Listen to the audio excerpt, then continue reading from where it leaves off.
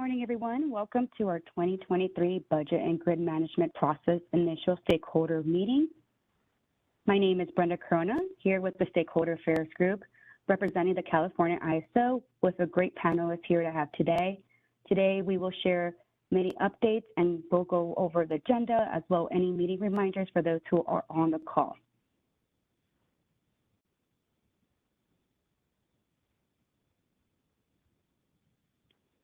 My slides are not moving, so I would like, Michelle can help me with this. Yep, absolutely. Thank you. It's not moving from my end, so thank you so much. For today's reminders, this call will be recorded for information and convenience purposes only, so any related transcriptions should not be reprinted without the ISO's permission. If you do experience any technical issues during the call, please send a chat to my event producer and myself, and we will help you. And then also for those who are new, for WebEx, we utilize the raise hand icon above your chat window. Please click on the hand icon so we can make sure we're calling you and unmute you. During the call, we will be taking questions. So at the time of any time during the topic, submit your question through chat as well as raise your hand if you like. Next slide.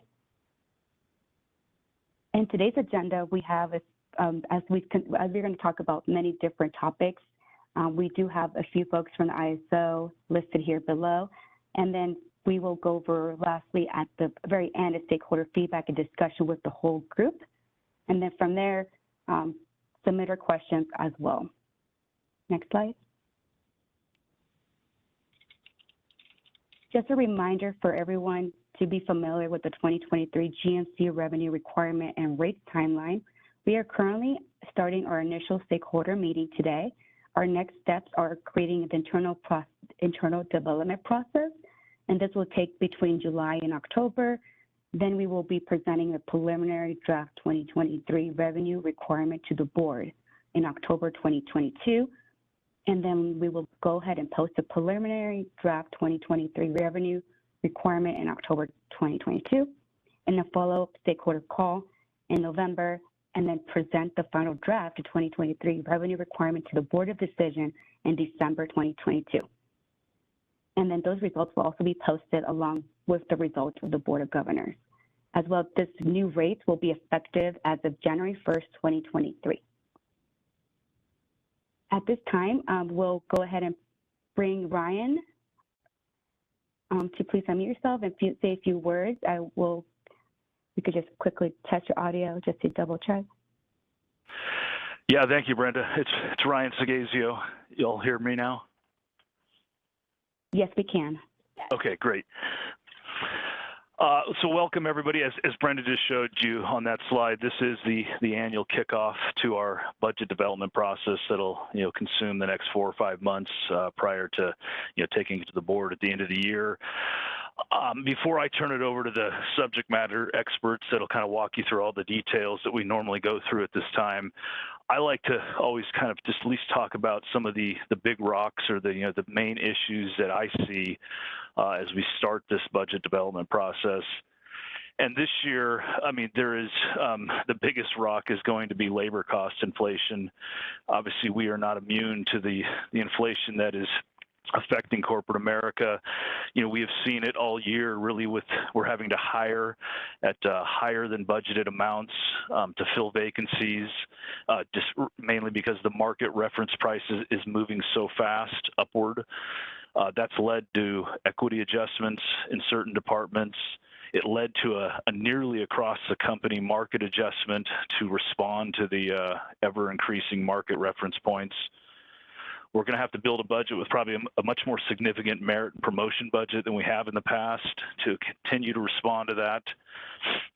We have the ongoing union negotiations with the control room staff that's going to wrap up in the next several months.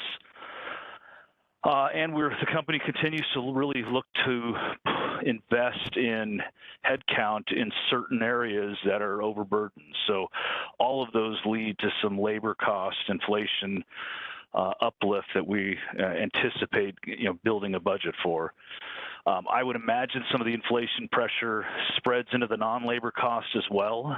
It's too early to tell at this point what that looks like, but I would imagine that we'd see some upward pressure in the non-labor cost components as well. The company will continue to mitigate some of those the uplift in the O&M with some of the other categories of the revenue requirement as we've done in the past. We do have some expanding Western energy and balanced market revenues coming in next year with some new entrants. So I would anticipate some slightly higher other revenue components. We also have a larger than normal operating reserve credit, which is really the true up, where we true up the actual revenues and expenses every year. So the 2023 amount credit is really based on the 2021 reconciliation. We had a very large under budget year in 2021, due to the ongoing impacts of the pandemic and the closed campus and, virtually no travel and all those other things that, we've had the last couple of years, as well as vacancies. We've had higher vacancies the last couple of years, just as everyone has experienced more turnover during the pandemic. So all of that surplus, will give a larger credit as we build this revenue requirement out. But at the end of the day, I don't like to talk numbers at this point because I think it's somewhat careless and, just too premature until we start diving into the details. But I think it's fair to say that we'll be underneath the FERC cap, the FERC approved revenue requirement cap of $202 million. We will be underneath that, but I think we're going to be very close to that. I think if you go back about probably 3, 4, or 5 years ago, our revenue requirement was running about in the high 190s, 197, 198 million. We saw that kind of dip downward in the last couple of years with the growth in the Western energy and balance market, as well as the rollout of RC services. I think this year or next year, it's very likely we kind of get back into that high 190 range. But at this point, like I said, we haven't gone into the details, but that's what I'm looking at as we kind of start this development process. And anyway, looking forward to today's discussion, ask questions, and I'll let April take it from here. All right, thanks, Ryan. Before we go further into the discussion, I'll go ahead and walk you through what the GMC revenue requirement is comprised of and walk through the rates process. Next slide, please. Our GMC revenue requirement is composed of 5 different components. The first 3 components are representative of our needs in order to pay for our O&M and our capital, as well as our debt. The O&M capital is the largest component of the revenue requirement. As Ryan mentioned, we will be seeing a lot of movement in that area this year, expecting to, at least. Our debt service, that is our really the bond debt that we took out to fund our Folsom site. We refinanced that bond last year, and out of that refinancing, we were able to cut close to about $1.5 million out of our revenue requirement between now and when we actually pay off the debt. Our cash funded capital is the portion of the GMC revenue requirement that funds our projects, and which we'll be going over that in more detail later in the presentation.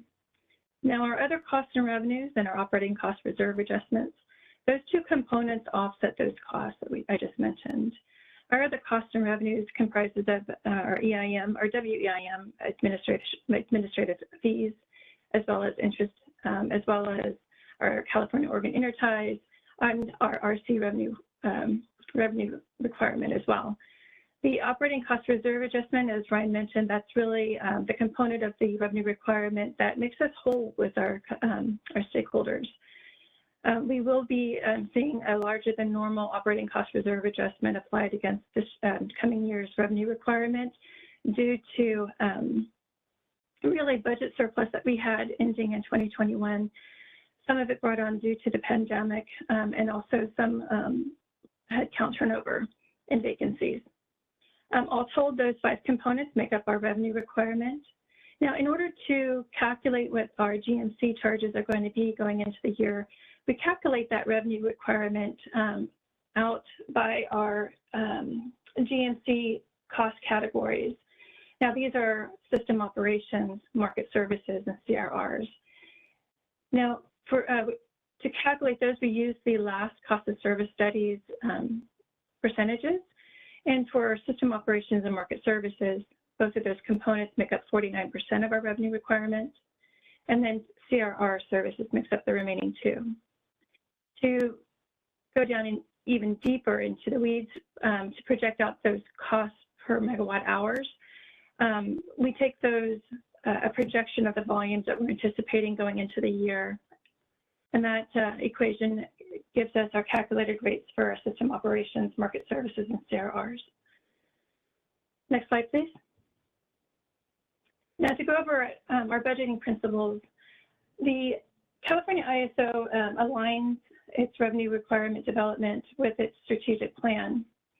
In doing so, the budget planning process provides greater transparency into ISO's resources and business and operation costs. The ISO is able to maintain its fiscal discipline, discipline growth through efforts like the zero-based budgeting and regular financial reviews with our budget owners.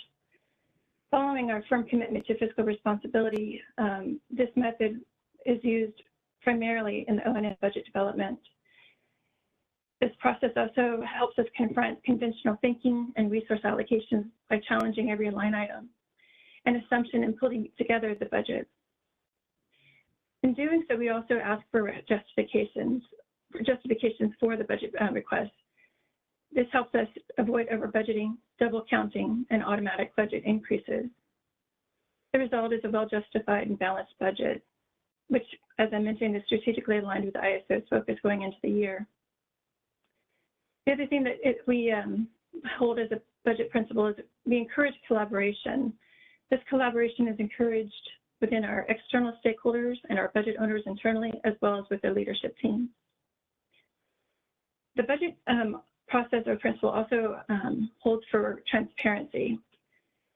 This transparency is through the stakeholder process, as we put information available out on the website to go over our budget assumptions and for each of the divisions and the line items. The other thing that we hold high in this process also is to remain under a revenue requirement cap. Despite all of the issues that Ryan mentioned during his opening remarks, the ISO is committed to stay within its $202 million revenue requirement cap for the 2023 year. Next slide, please. I want to go a little bit further into our strategic plan that we just released that covers the 2022-2026 cycle. At the high level, the vision of the strategic plan is to operate the world's most reliable, cost-effective, and environmentally sustainable power system. With this comes 5 critical strategic and tactical objectives. The first of which is going to be integration. This is where we are reliably and efficiently integrating new resources by proactively upgrading operational capabilities. The second of which is our long-term transmission planning. This is going to allow us to strengthen resource adequacy and meet California's SB 100 goals through long-term transmission planning and effective coordination with the state agencies. The third of which is foundational, which building upon this foundation of the Western Energy Imbalance Market to further expand Western market opportunities. The fourth of which is stakeholder engagement and customer service. In doing so, we were able to provide highly responsive and inclusive stakeholder engagement and customer service. And the fifth of which is highly skilled and engaged workforce. This allows us to create a flexible and adaptive work environment that retains and attracts a highly skilled and engaged workforce. Now, Ken Kasparian is going to go over this further in his presentation around projects, and he'll be able to elaborate how we are going to integrate some of these strategic and tactical objectives as part of our revenue requirement process. At this time, are there any questions?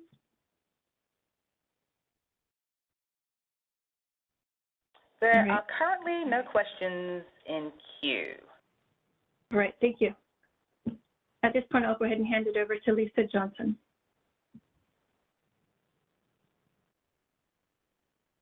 Thank you, April. We could move to the next slide.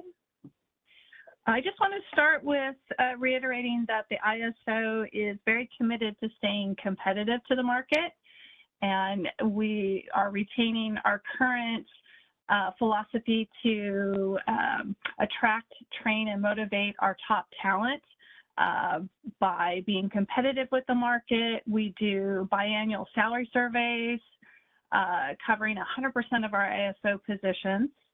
Our philosophy is pay for performance.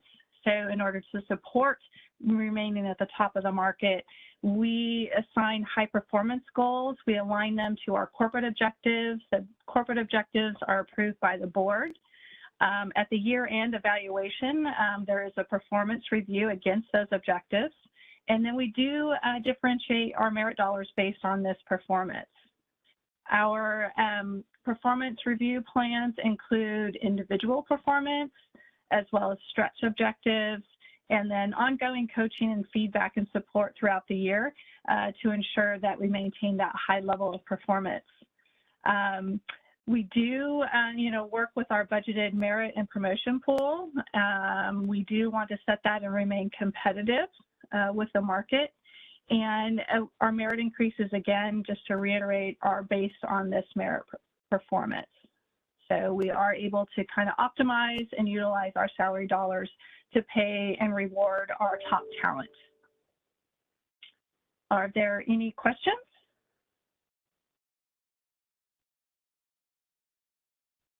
There's currently one question in queue, actually. Caller, your line is unmuted. You may go ahead. Hi, this is Sylvia. Can you hear me okay? Yes. Yes. Okay, Yes.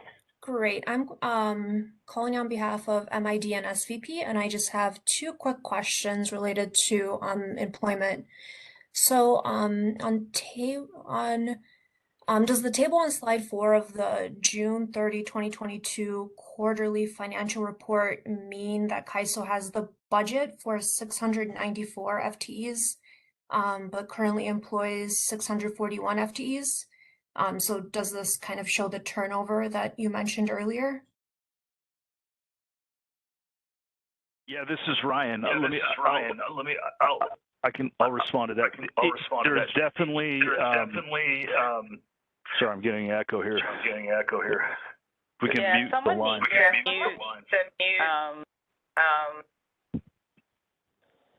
That's Sylvia, better. I'm not sure if you have. Yeah.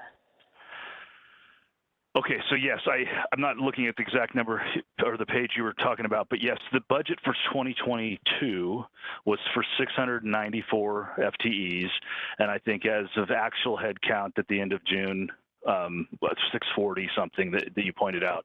Yeah, so the vacancies, you can see, it's roughly 50 vacancies. It's been probably closer to 60 for most of the past couple of years. We've started to make a dent in that. I think even now the current vacancies is down much lower than that. I think we're down to 40-ish vacancies, so which is probably a pretty normal number now. You have almost 700 employees, and so to run a 5% vacancies, that's probably a kind of a normal number. But yes, to your point, that is the delta that you see there. Thank you. I just have one more question. I was just curious whether CAISO recently hired 13 FTEs. On the March 13 quarterly financial report shows 628 FTEs, and then the June 30th shows 641. So I was just curious if that's CAISO hiring over the past quarters. Yeah, there's been a lot of hiring. Again, there's been a definite attempt to fill these vacancies as quickly as possible. I know, Lisa, you can add some color to that, but yeah, I mean, essentially, there's been, since we've gone to this flexible workforce policy that we've implemented in the last couple of months. Also, just again, this adjustment in pay, the base pay of the positions that we were struggling with. I think that's helped, and it's allowed for recruiters to start to fill these positions that we've had open. So yes, there has been some hiring, especially in recent months.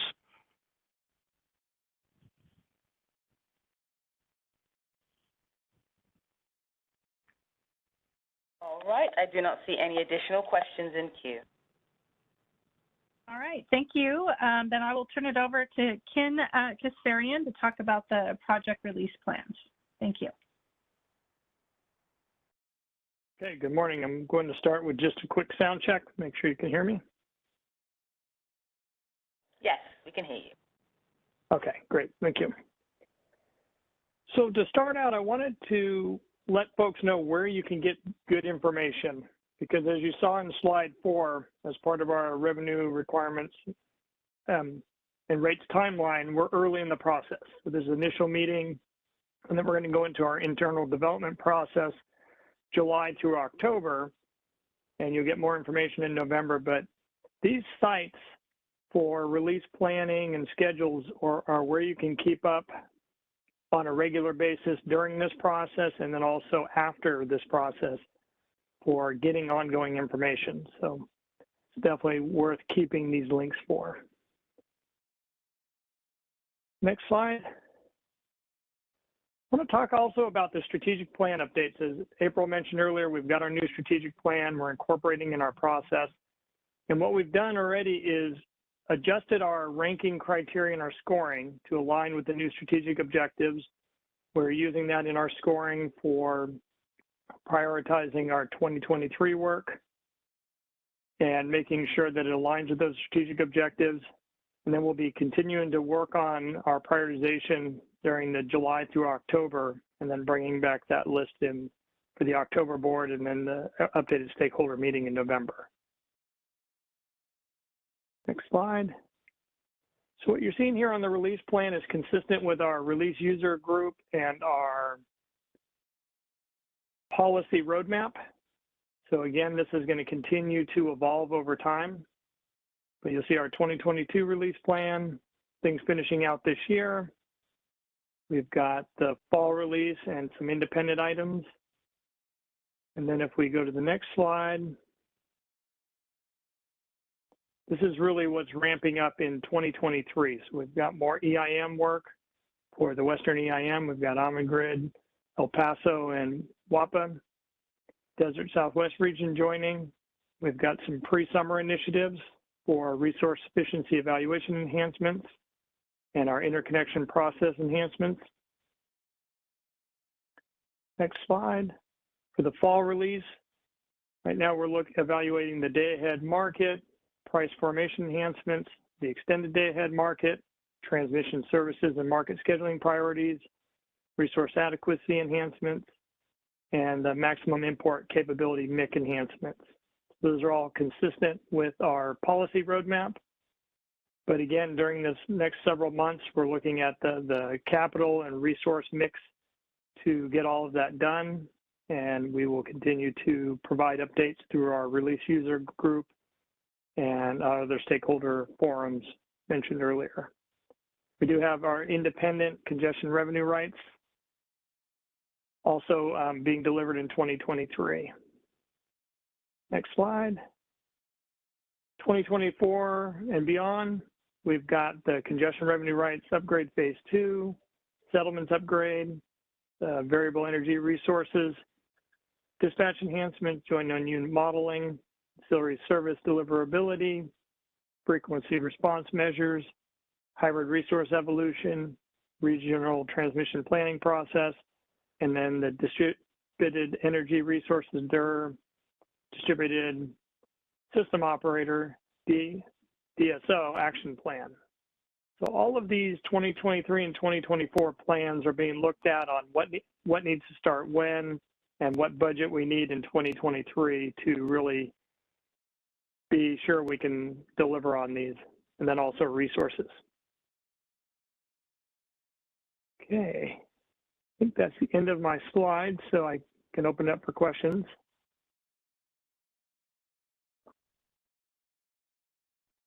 All right, we do have one question in queue. Sylvia, please go ahead. Your line is unmuted. Hi, this is Sylvia again for MID and SVP.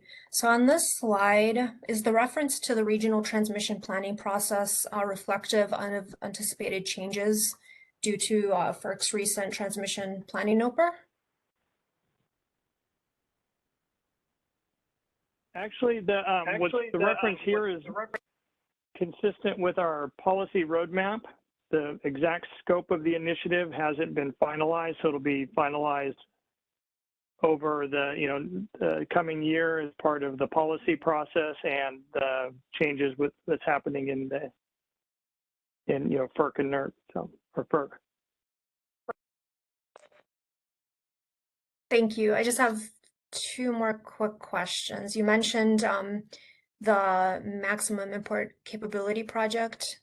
So do you know what the timeline for completion of that is? Just because it's marked as 1% complete and then it's not mentioned in the materials that you circulated before this meeting in the preliminary projects for 2023 and 2024. Okay. Yeah, it was actually part of our 2022 projects. That one's going now, but it'll deliver in 2023. So it's on our release plan for 2023, and it's before our actually it's in the fall, kind of summer to fall timeline. Okay, thank you. I was just curious about the timeline. And then the last question I have on this is there any significant oh, sorry, go ahead. Sorry, one other quick note is if you'd like to understand more of the scope, that is available on our policy site, stakeholder site. You can find out more detail on it. Yeah, thank you. I'll take a look. And then the last question is if there's any planned significant or additional amounts expected to be budgeted as part of Order 881.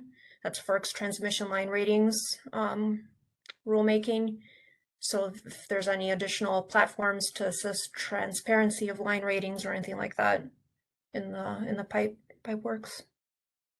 Yep. So we have looked through that. We did an impact assessment as part of our compliance filing and defined 3 internal tracks for getting that done. And so that is in our list to be assessed and budgeted, whether or not it's going to be in 2023 or 2024. We're looking at that with all of the other work, but that should show up on the final list if we solidify that we need budget in 2023. Thank you. Thank you so much. Yep, no problem. All right. There are no additional questions in queue. No additional questions at this time. Okay, thank you. I will hand it over to Jan Cogdill to talk about project summaries. Thanks, Ken. Good morning. Jan Cogdill. I'm lead financial planning, and I deal with all the capital part of the budget that will be going to the board for 2023. First slide. Just a reminder, the current budget that we're working off of for 2022 was approved at $20 million. At this point, we've approved a little over $13 million of that $20 million. And more projects will be coming for the rest of the year. It kind of slowed down, as Ken was showing you, the projects that are scheduled for the fall release are big projects and have taken a lot of resources. So starting new projects gets to be a little bit of a problem. For 2023, right now, our target is probably somewhere between 18 and 20. This has kind of been the trend that we've used over the last many years because generally we can't get too many more started and completed. And a lot of them do take close to 18 months to get finalized. The project list that I posted out there for the preliminary potential list, which has 75 items on it, that will be what we are evaluating, as Ken mentioned, for the next 3 months. Some of those projects actually we assume will come in the 2022 budget line. They are currently on the master list that we put out there. And the rest of them will be evaluated, as Ken indicated, for funding, potential resources. Those have become a much bigger aspect of our rating system. The new rating system he talked about, we will post that in the preliminary budget book. There is a current rating system listed in there, and that one will be replaced with the new one tying more to our strategic plan, as it was indicated. We also posted, as usual, there's 2 other lists, the preliminary list. Let's go to the next slide.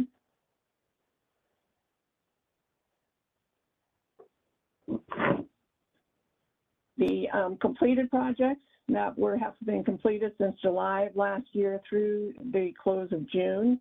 As you can see, we completed 19 capital projects and 25 requirements and other projects. The active project list for as of the end of June includes quite a few projects. As you can see, we have 35 active capital type projects. You might notice the budget is at $50 million. I do want to point out that the board in December approved a standalone budget of $15.6 million for our settlement replacement project or settlement upgrade project. So that is included in this $50 million count. Obviously, projects take multiple years, and as you can see on the active list, since I've indicated the dates these things started, that there are many projects that are still going that were approved in prior years. So that budget includes all the prior year capital that's been approved previously. We have quite a few requirements and other projects that are on the list. I do want to point out, it's been questioned before, sometimes you will see a project that appears on, from a number standpoint, on both projects that start with a 1 and projects that start with a 2 under the requirements. That's because, as following accounting guidelines, there are certain things that we can't capitalize, one of them being the impact assessment, all the business requirements, until we determine what that project is going to be. And that is what is captured under the requirements project budget with a 2-1 number. And then once it's been approved and becomes more to the capitalizable standpoint, it will have that 1 number. Just a reminder for people that maybe are new to our process is the project office has a what we call an SDLC cycle, a software development cycle. And that includes the full process for a software development process, an impact assessment, business requirements, a project plan development, system design, development, testing, and deployment. The project plan is kind of the mark of between a non-capitalizable piece to the capital piece. That project plan is brought to what we call a corporate management committee, which is made up of the CEO, the CFO, and the general counsel. They're the ones that actually evaluate and approve funding on projects that we put on our enterprise listing that we are in the process of developing. That project plan is presented by the business unit, who has to explain why we need this project and justify the spending of funds. That project also includes, when we develop this includes FTE resources. So all the resource planning has to be looked at on these projects. And I will tell you that the CMC is very concerned about resources and, not burning out our people trying to get too much done. I think if you want more information on the capital process, if you go back into our previous budget books, there's a whole section on the actual capital process that also includes the final list that we came up with. But just to point out that just because it's on that list, that does not mean it has automatic funding, and generally we honestly don't know what the final cost is going to be until we actually do all the work in the SDLC cycle. Next slide, please. Just a reminder, Ken mentioned these 3 WEIM implementations that will be happening in 2023.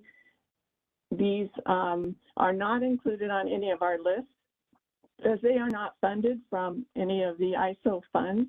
These implementations are paid for by each of the entities. And we did complete 4 entities this last year. So as you can see from the list, we have quite a few areas that we are covering with this new process. Are there any questions? We do have a question in queue. Okay. Your line Hi, is this is unmuted. You may Sylvia. Thank you. Thank you so much for taking my questions. Could you just quickly explain what the topology state estimator project is? I'm just curious about that one because it's listed as a completed, active, and preliminary project. Thanks. So the completed one was the first phase of the project. The second phase is the one that's the currently active one.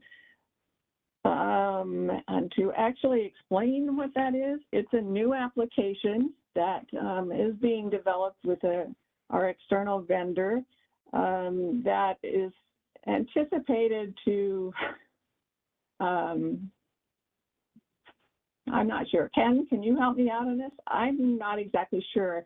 We can provide more detail on it. I'd have to actually go into the project plan to tell you what exactly it does. It's like, you know, the engineer speak versus an accounting speak. But we'd be glad to get you more information on that one, Sylvie. Thank you. And actually, I think on the master or the preliminary list, there may be a 3rd phase of this particular one. So, you know, it's not a cheap project. But obviously, we see benefits for our systems in the future. Sorry, I'm not much help on that one. Yeah, just a quick comment from me, Jan, is, yeah, I think it'd probably be best for us to just follow up on that with a written, just so we get it clear, instead of trying to ad-lib it myself. Yeah. We're not the experts on that one. All right, there are no additional questions in queue. Okay, then I will turn this over to Denise Walsh, our controller. Oh, hi, everyone. This is Denise Walsh. Can you hear me okay? Yes. Great. Okay. Yes, so I'm Denise, the ISO's controller. Thanks, everybody, for your presentation so far. Today, my section will be to provide the highlights of the 2021 audited financial statements, which were issued earlier this year, and then provide an update on where things stand in terms of the ISO's expenses versus budget through the second quarter of 2022. So I think someone already referenced the Q2 financials, so we'll go through some high-level parts of that submission as well. So if I can go to the first slide, please. This is it should be the 2021 highlights. The 2021 audited financials were issued earlier in April this year, and they comprise 2 key components, operating revenues and operating expenses. And here I'm just drawing some things out that might help you to see where we stood at the end of the year. Operating revenues finished the year over budget by about $9.6 million. This is largely due to the GMC, which is this is the ISO's primary operating revenue, and then 5.1 of that was higher miscellaneous operating revenues due to higher LGIP and some of the WEIM administrative charges. So that's the kind of highlight of the operating revenues. And then operating expenses actually finished the year under budget at about $6.3 million under budget. actual operating expenses were lower than budget, primarily within all categories, including legal, outside legal, consulting and contracting services, travel and salaries, and benefits due to the higher number of unfilled positions at that time. The third category under operating expenses is net interest income that I wanted to just briefly touch on. The net interest income in the other income kind of category was also lower than budget because of unrealized losses on the market value of the bond investments.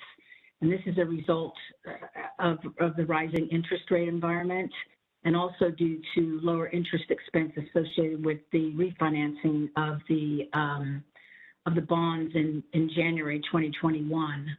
I think April mentioned we have outstanding bonds for the building, originally issued under the 2013 series. Those were reissued. They're now the 2021 bonds. So that's a few highlights of the 2021 financials. I'll stop there in case anyone has any thoughts or comments on what was issued earlier this year.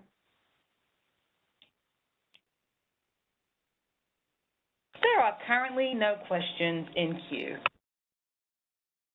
Okay, we will move along then to the cumulative totals for this year. Can I have the next slide, please? Should be Q2 2022 cumulative operating revenues. If you all can see that slide.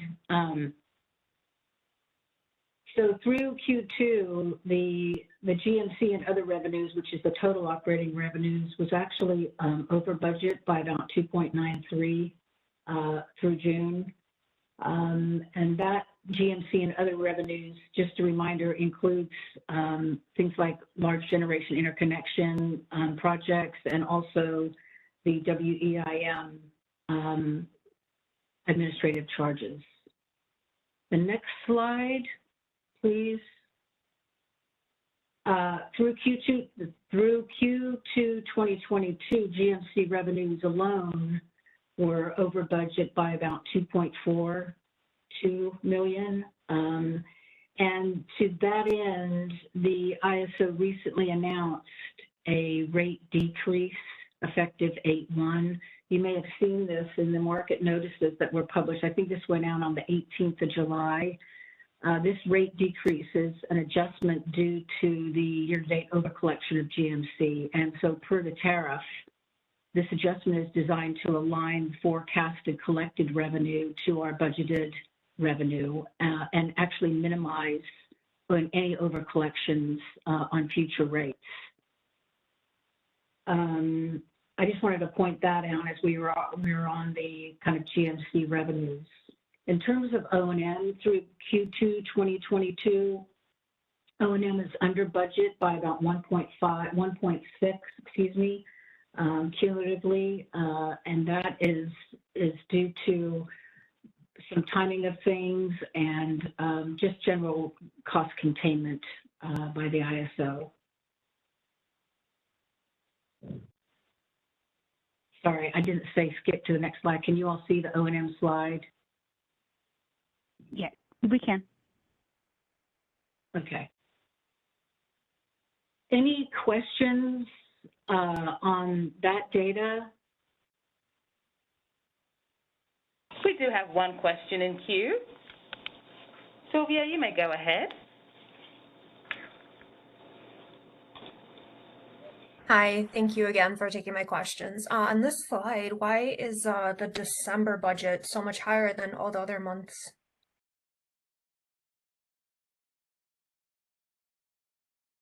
Sorry, are you on the O&M slide? Yeah, on page 27. Denise, I can go ahead and cover this one. Great. Okay, thank you. Okay. Hi, Sylvia. The reason the December O&M budget is higher than the rest of the months, well, primarily for the rest of the months, December is a closing month of the California ISO's financials. We typically do accruals going into the end of the month for any kind of labor expenses. And so that's primarily what you're going to see there is just a budget adjustment for those labor expenses that we would be accruing in 2022, but paying out in later years.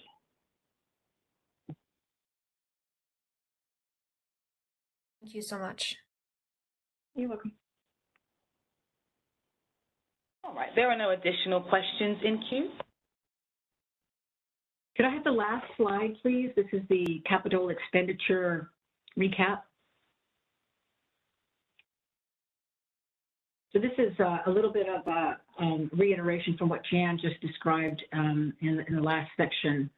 You'll see there to the far right, the budgeted amounts of capital, which was agreed last year, is at 20 million. And you can see the approved projects to date versus the cumulative expenditures to date in this particular slide.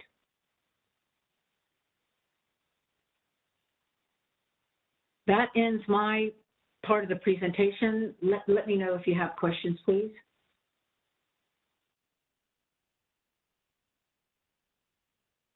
There are currently no questions in queue.